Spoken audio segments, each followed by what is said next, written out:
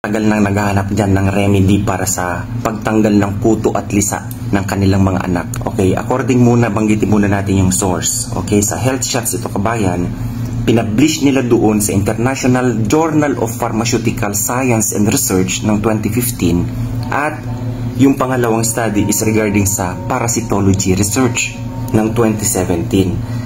Ito lang kabayan ang remedy dyan, hindi mo na kailangan bumili ng mga medicated shampoos dyan para mapugsa mo yung mga kuto at lisa ng anak mo.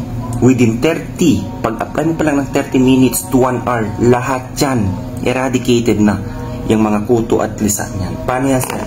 O ito na yung nagawa ko para sa dun sa anak ng Saudi. Okay, anak ng lokal kabayan, ibibigay ko sa kanya ito. Siyempre, kailangan presentable din ng lagayan at yan ang ipapahid niya doon.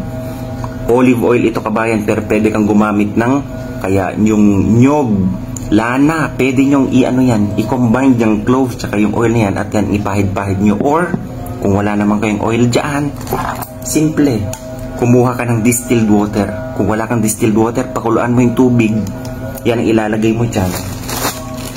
Napakasimple lang kabayan, mawala yung mga kuto ng anak mo. Tapos maglagay ka dyan ng clove. Mga 20 pieces ilagay mo dyan sa ganito kadami na tubig.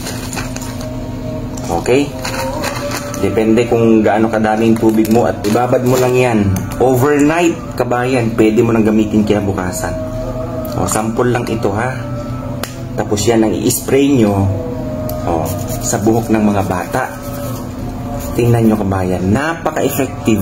Base sa pag-aaral po nitong dalawang research lang na nabasa ko ha. Para ma-share ko lang sa inyo kahit papano.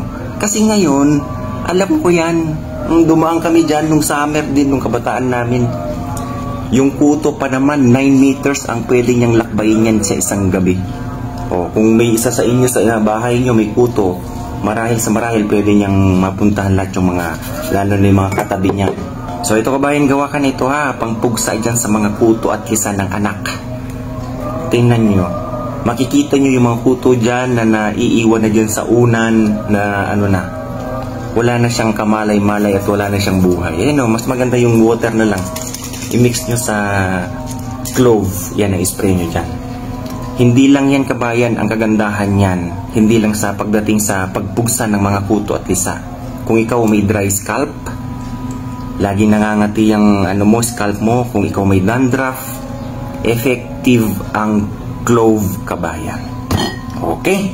So yun lang pwede kong ngayon, i-share sa inyo ngayon ha. God bless everyone. Sana makatulong po ito ha. Bye bye.